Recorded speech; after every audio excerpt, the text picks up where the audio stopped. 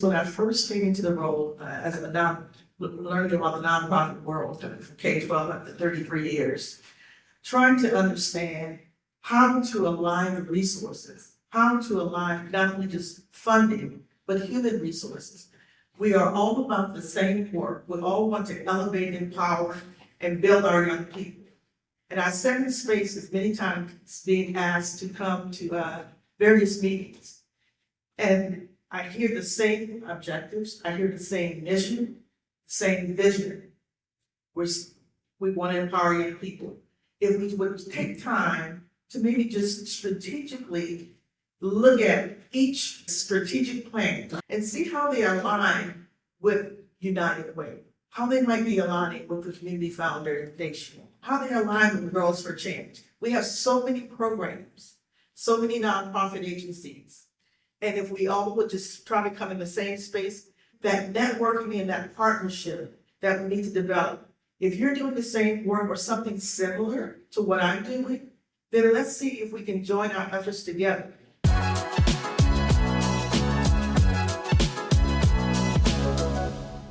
Hello, everyone. Welcome to School After Hours podcast, where we talk about all things related to out-of-school time programming and education. I am your host, Jay Lee, and today I have a little bit of a treat for you. So this summer, I had an opportunity to record a live show at the state conference for out-of-school time program providers, educators, all of the above. And this year was a little different because this year it was a traveling conference. So it's usually coordinated by VPOST, aka known as Virginia Partnership for Out of School Time. And they were able to travel around the state of Virginia and stop at different places to do professional development for school time programming and youth development providers, directors, all the wonderful people that are involved in this out of school time space, right? While they were here in Central Virginia, they stopped in Richmond, where I was able to go ahead and do my live show. So that's what we'll be looking at today. And I had lovely guests. Miss Sharon Burton was with us from Peter Paul Development Center, and Dr. Virginia Patterson was with us from Mentor VA. So we had a wonderful conversation of how out-of-school time programming has changed over time, and how their programs are adapting to their students' new needs, but also how they're addressing the new challenges that they're facing as well. So I hope you enjoyed our conversation, and let me know in the comments what you learned. All right, let's go ahead and get into it. Hello, everyone. How are you? Can you hear me with this mic? Yes. Okay, great. I can't hear myself, but thank you for sticking through this with us. I know it's been a long day, and I greatly appreciate you being here for this segment. So I just want to say thank you. We'll also give yourselves a round of applause for all the participation that you've done, all the information that you've shared, but also just being the great individuals that you are as we go into this next school year with all the excitement that we are about to be greeted with, if you know what I mean. So for today's conversation, we are doing the wrap-up session, Connect to Reflect, and we have our wonderful guests here with us. We have Dr. Virginia Patterson here with us, the Executive Director of Mentor VA. Hi, ma'am. How are you? Can you say hello to people? Very well. Good afternoon, everyone. Good to see you all. And then we have Ms. Sharon Burton here with us, the Director of Education with Peter Paul Development Center. Hello, everyone. All right, so let's go ahead and get this conversation started, you all. So, lovely ladies, thank you for being here and participating in this conversation. Usually when I start off the show, I like to get a little bit more information about you, but also how you got involved in youth development. So go ahead and tell us your story, starting with Dr. Patterson. How did you get involved in youth development? Wow. So I became involved in youth development 32 years ago, I would say. I was a former educator, K-12. I was a teacher, an administrator for 6 years as an assistant principal, a principal for 8 years, a district leader. I worked in 2 large school divisions, and I started as a volunteer at Mentor Virginia in March of 2020, right after COVID, building on their youth advisory program. And as a result, I transitioned to the executive director role when that position became available, because I still believe in our young people today. I still believe in investing in you, and I wouldn't have it any other way. And so mentoring is my passion. not only for youth, but for adults as well. So I transitioned into this role, and I've been in this role for 2.5 years. All right, Ms. Burton, how did you get involved in youth development? Go ahead and tell us your story. Well, when I retired as an elementary school educator back in 2007, as baby boomers, we really don't retire. We're always looking for something else to do, a different passion. And so I discovered Peter Paul, which is right in my neighborhood where I live, in the east end of Richmond City. And so I started out as the third grade teacher for the after school program. And from there, I became the math specialist, which is what I did for Richmond Public Schools. And then I became a site coordinator, then an education coordinator, and now I'm serving as the director of education. And so I've been with Peter Paul for 10 years. Oh, wow. You don't get those numbers anymore. Give you a snap. Give you a snap. So, for my next question for us is, being that you've seen youth development in so many capacities through the roles that you serve, how has the landscape of youth development and out of school time changed over time based on where you started when you started working with youth to now? Okay, I'll start with that question. So again, as I said, I started with youth development or after school program 10 years ago. But I even want to go back further than that because I want to talk about youth development or after school program as a parent. And so when I had a young child and taught in the school system 100 years ago, parents basically were looking for a place for their children to go when school was over. And so what was the priority for them? They wanted a safe haven. They wanted a place where they could send their children to work with adults who they felt that they could trust and that the children can interact with them. And then they were looking for homework help, and that was what I was looking for as a parent as well. Looking for someone who would help my child with homework, looking for someone, if they had tutors, they could do that. But the landscape has changed tremendously. And many of the opportunities that we are now providing in after-school programs, parents really did those kinds of activities after school or on the weekend for their children, such as looking for sports clubs. Well, now after-school programs provide those sports clubs. An opportunity for their children to be engaged in arts and crafts or the visual and performing arts. And so you have different out-of-school time programs that specialize in those things. STEM programs, and we heard a great deal about that today. And a wonderful thing as the landscape changed, not just for our students, but for our parents. And it's the opportunity for parents to become engaged with the students. But also, we are including a lot of activities and programs that will address students' social well-being, fostering emotional intelligence and interpersonal skills. And then, like Peter Hall, not only do we serve elementary students, but we have middle and high school students as well. And so we are looking for those programs that will help them tackle societal changes, implementing initiatives that relate to workforce. We heard all of that today. Letting them to discover what their talents are, what their gifts are, and how can that translate or transfer to a career. And then we also including in our after-school programs those 21st century skills. How are we helping children to communicate, to work collaboratively?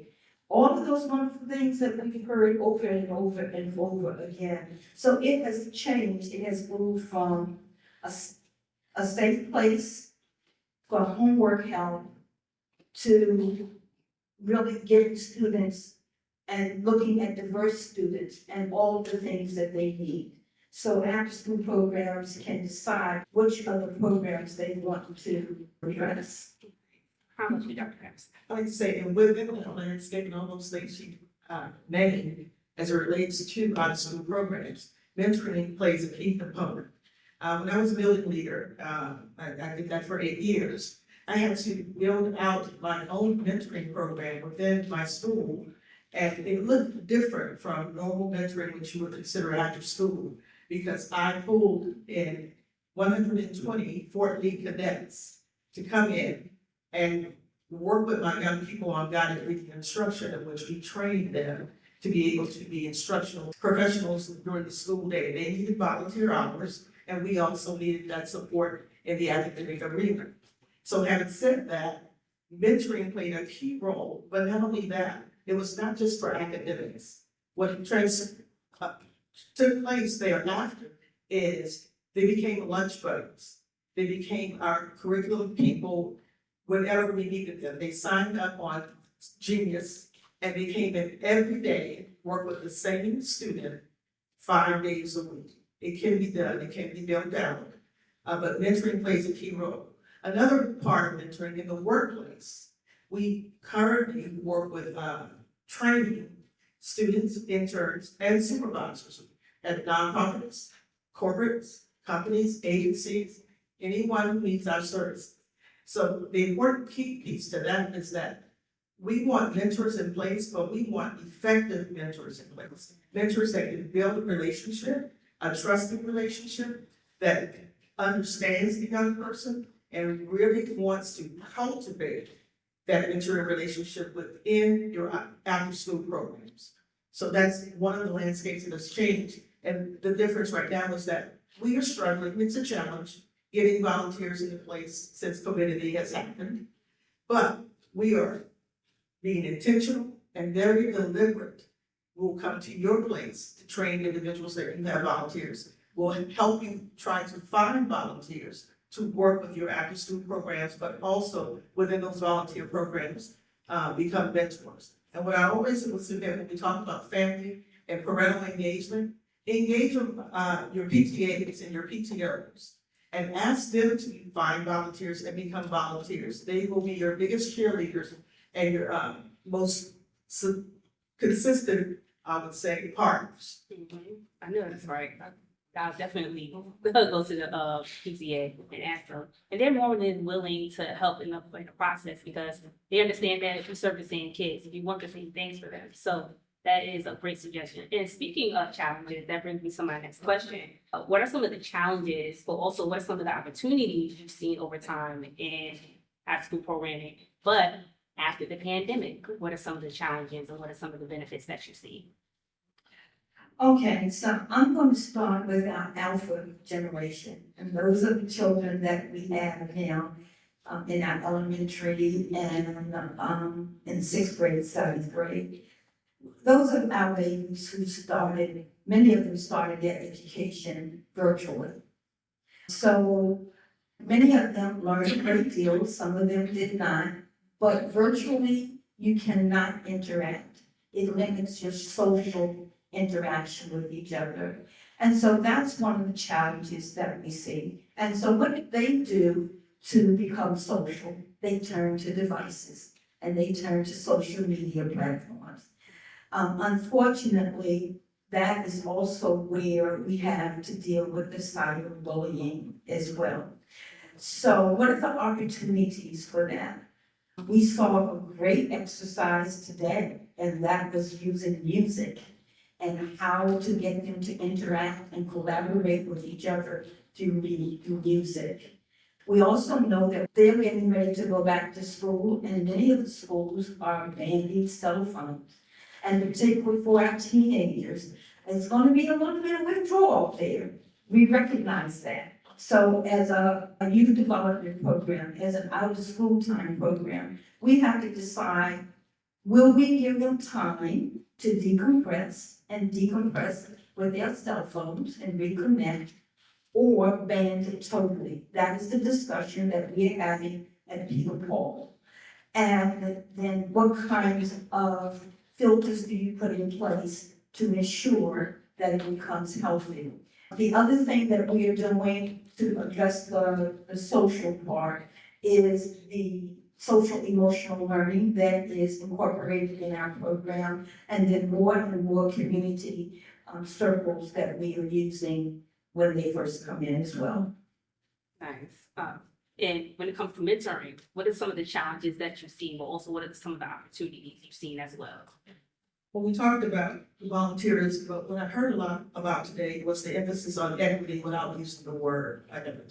So we talked about diversity and inclusion, but when we are talking about young people, we're talking about all kids. We're talking about diverse perspectives. We're talking about diverse, what they look like, race, gender, all of that is involved. But how do you teach every kid every day? How do you mentor every kid every day? They all are coming with some differences. We all have differences, so we're very much aware of that. But how do you meet them where they are? I heard a lot of that at the table today. But how do you do that? Well, you do that by including them. You do that by making sure they feel like they belong up on a rider. We made those preparations in advance. So if you're in the out-of-school program, you have those objectives placed on the board. The young person, when they arrive, everyone sees the same thing. So it doesn't look like if it's me, I'm being treated differently. Because I can see the objectives. I actually know how the afternoon will unfold. And I can follow it the same way that my peer can follow it. So it's very important that what we lay out in the after-school programs is one of consistency, is one of transparency, and also one of cultivating relationships. Get to know the young people you're working with. Know them by names. Know the names they like to be called. Know their friends. Know their families. And that will take you a long way with the families, but also with the kids, because now you have that connection. Now they understand what you want from them, but more importantly, they will meet you wherever you are and try to do the best that they can for you. So it's about that relationship, connecting with the kid, growing the kid, and just loving on our kids. My next question for you is, how can we as programs and leaders work together when it comes to collaboration and also being intentional about the impact that we want to have when it comes to youth, families, and communities? I'll start with that one. My experience when I first came into the role as learning about the nonprofit world from K-12 up to 33 years, trying to understand how to align the resources, how to align not only just funding, but human resources. We are all about the same work. We all want to elevate, empower, and build our young people. And I sat in spaces many times being asked to come to various meetings. And I hear the same objectives, I hear the same mission, same vision. We want to empower young people. If we would take time to maybe just strategically look at each, I guess, strategic plan. Every one of us probably have our own plans, and see how they align with United Way, how they might be aligning with the Community Foundation, how they align with Girls for Change. We have so many programs, so many nonprofit agencies, and if we all would just try to come in the same space, host some conveners, meetings. I know United Way is doing that currently. I know the Community Foundation is doing that. And then invite all of us in the same spaces. And then that networking and that partnership that we need to develop. If you're doing the same work or something similar to what I'm doing, then let's see if we can join our efforts together. We don't need to hold 4 and 5 summits. We can have 3 summits or 1 summit and come together. So I think if we start thinking in terms of how to align resources, but not only just funding, but human resources. And I think we will get the most out of what we're trying to do as far as our organizations are concerned, but more importantly, how we can empower the youth, because we all are tapping into volunteers. And what I have found is that there are several volunteers are volunteering maybe in Henrico County. They're also volunteering in Richmond City Public Schools. So we're spreading these individuals very thin. They're out here 5 days a week. I'm hearing it constantly. They want to be a wealth of support. Sororities, fraternities, all of these individuals want to be there for our kids. But we have to figure out how to align our efforts. In addition to that, we are so fortunate in the Richmond area to have partners who are really willing to support us. At Peter Paul, we're able to work with our museums who offer scholarships to our students because they have camps. They have after-school camps, they have summer camps. Right now, we are winding down our summer camp, and we have what I call a camp within the camp. So the Virginia Science Museum has a camp. They offer Peter Paul scholarships. These are programs where parents generally have to pay, and they can be quite expensive, but they may give us 5 seats a week, and based on the grades and the offerings, and so our children can participate. So what does Peter Paul do for the students? We provide the transportation for them to get there. We partner with VCU, Mary and Francis Youth Center. We've been doing that for years. They talked about the camps that they had this summer. Our students have participated in each and every one of those camps, full day camps. Lewis Genter Botanical Garden, they have camps. And you've heard from Next Up today. Next Up will fund smaller nonprofits. So our teams were able to participate in a co-op program with the Boys and Girls Teen Center. And so they had Next Up funded 2 smaller organizations, Real Girls Summer Program and Street Smart, that's the name of it, Street Smart over safety. And our students will go there all day for 4 weeks. And so what was our responsibility in that? Peter Paul provided transportation, they provided facility, and Boys and Girls Team would do the same thing.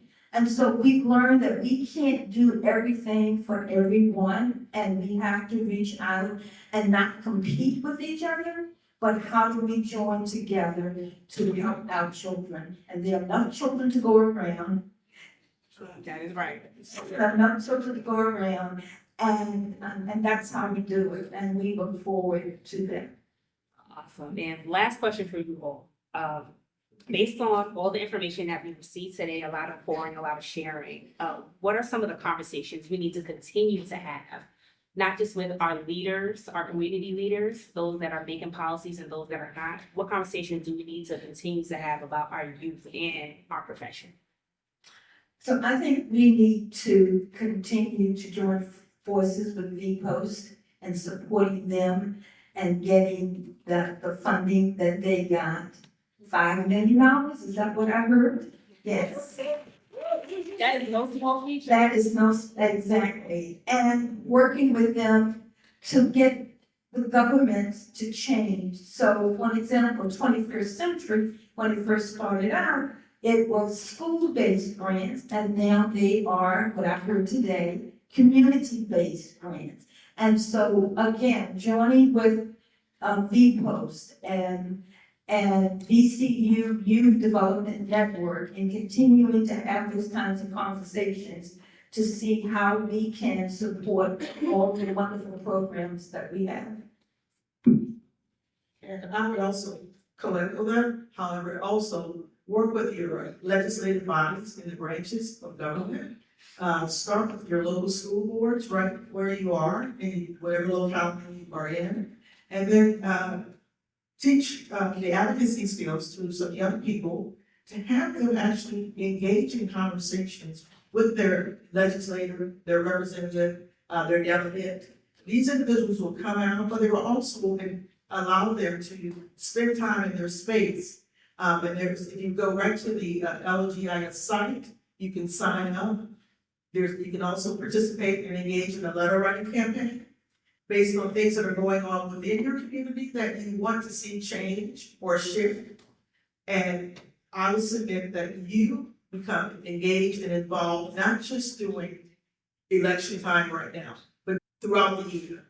There's always various I would say, elections going on, and we missed that opportunity because things really happen in our communities and at the ground level. Now, it happened at the federal level, and the state level. But if you know what's going on in your community, you can make that things happen and change in your community, then I would strongly encourage you to do so. Well, thank you ladies so much for your time. I greatly appreciate you. Well, everyone, that brings us to the end of our show. If you liked what you heard and you enjoyed our conversation, make sure that you're following us on YouTube, but also hit that like button so we know what you are enjoying. You can also find us on other podcast platforms like Apple Podcasts, Spotify, and Google Podcasts if you want to listen to our audio version as well. To get more behind the scenes stuff, make sure that you're following us on our social media accounts, Instagram and Facebook at School After Hours.